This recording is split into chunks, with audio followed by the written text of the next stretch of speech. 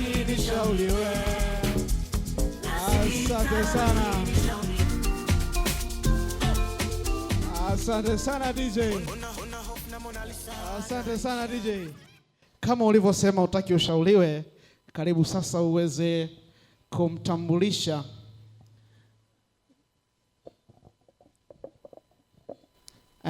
karibu sasa umtambulishe kijana mmoja ambaye yuko mbele, handsome, nywele zake zimenyolewa kwa vipimo vya lula. Karibu umtambulishe.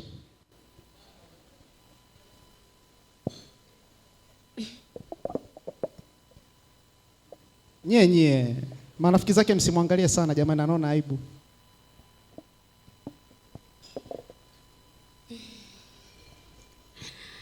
Huyu mnayemwona mbele yenu